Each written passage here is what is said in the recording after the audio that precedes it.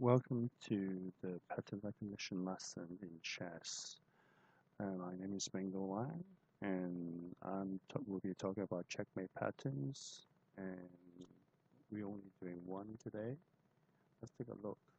Now, pattern recognition, why is it important? Oh, actually, pattern recognition is a built-in survival mechanism in our brain, so it helps us to make a decision really quickly on the spot. And is needed to survive. Okay, imagine the scenario.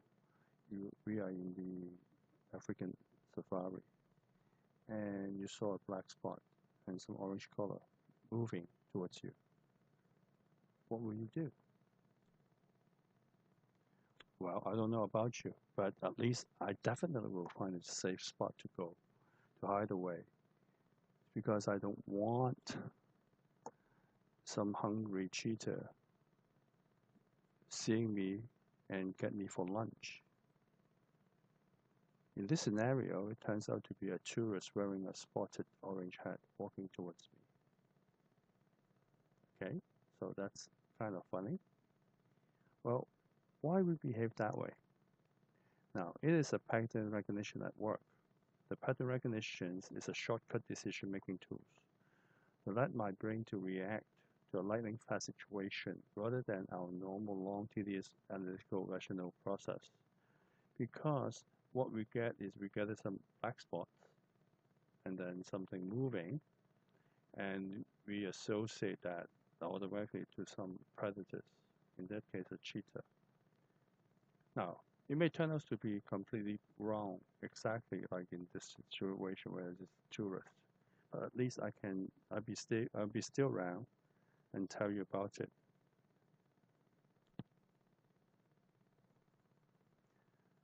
Well, pattern have a problem. Okay, the problem is that you must learn the image of the cheetah in your brain, and that you know that it's a dangerous animal.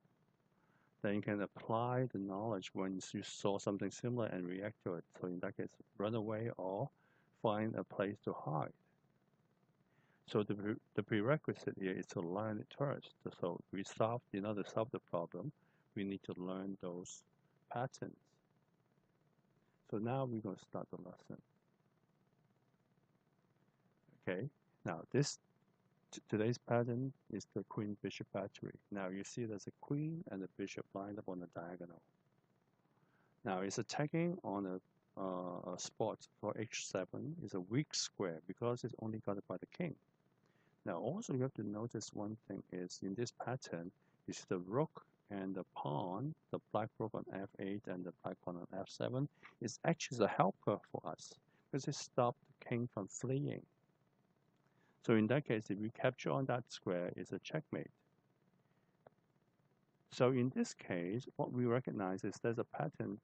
The bishop and the queen line up on a diagonal from b1 to h7.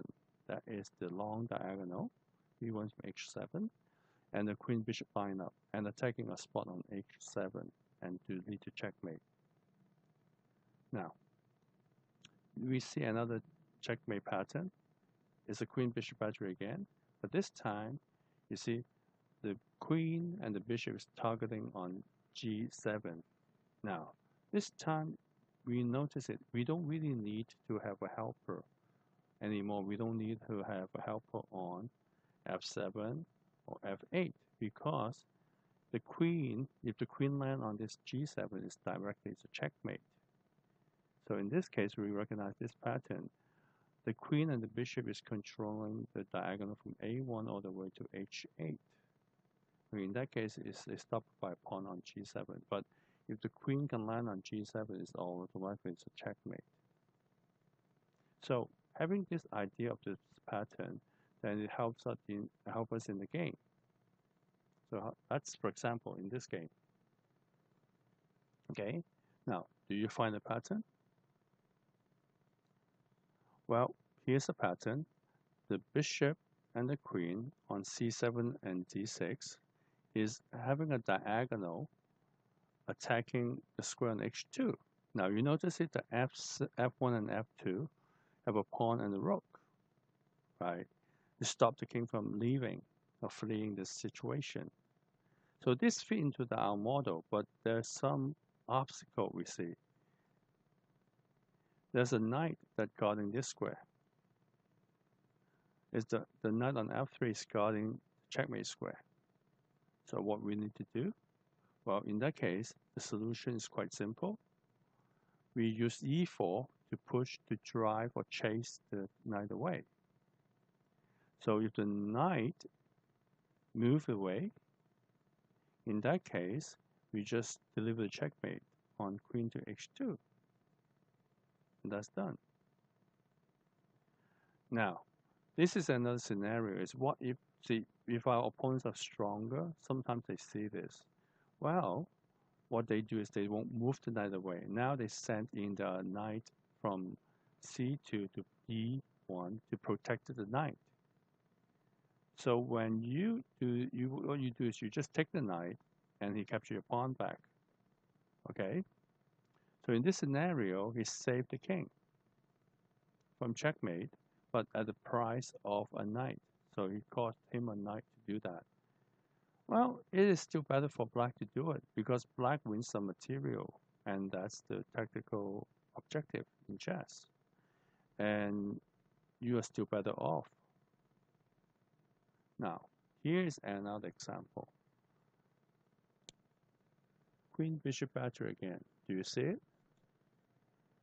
Again, you see the Queen Bishop on the B8 to H2 diagonal. There's a bishop and a queen.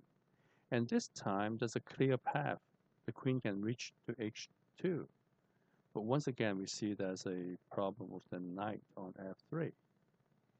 So, how do we deal with this situation? How do we get rid of the knight? Okay. Well, if you look at it, we look for some technical idea. And this is one of the benefits of you spotting a pattern. If you notice there's a certain checkmate pattern, in this case, Queen Bishop Battery, then you can write on that, because that is a threat of a checkmate. So based on that threat, you can generate some sort of combinations. Okay.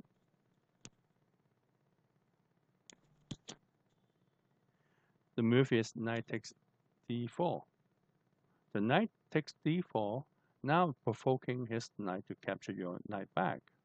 If he did, then you are successful. Queen just go to h2 to checkmate. Okay? So that's pretty good.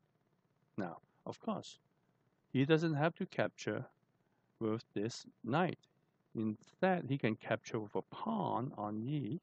So what if white play this move? Then what benefit we get from this? Well, we still get benefit because now knight captures c3, and then rook capture knight back, and then rook capture on e2 the bishops. And now black wins a bishop. So black has a bishop pair, white only have one knight as a minor piece. So this is pretty good. But you probably have noticed that there's many ways of capturing the knight on d4. I'm going to show you another scenario. You capture back with a bishop. Bishop takes d4. In that case, now it's no good, right? Wrong. Now the knight is powerful. Knight go to d2. It creates some sort of a triple attack. Knight is taking the queen, the queen on b3, the knight on f3, and the rook on f1. Okay? So, since the knight is attacking the queen, maybe my opponents will just take the knight with his knight.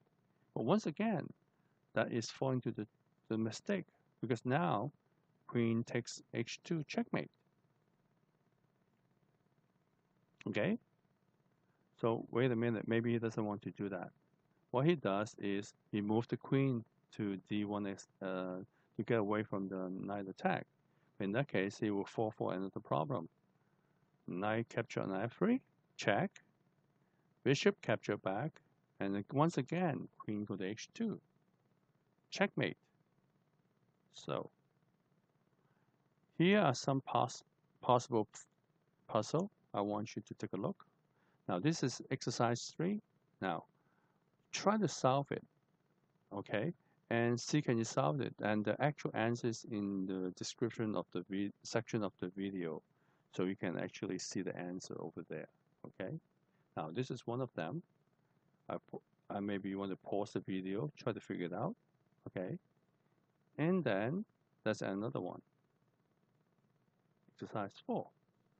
Again, both of these are relied on Queen Bishop battery. So I hope you learned this from the lesson well, and I will come up with other checkmate pattern series coming soon. So please help to like my video and subscribe to my channel for more chess video. Happy playing. Thank you for watching.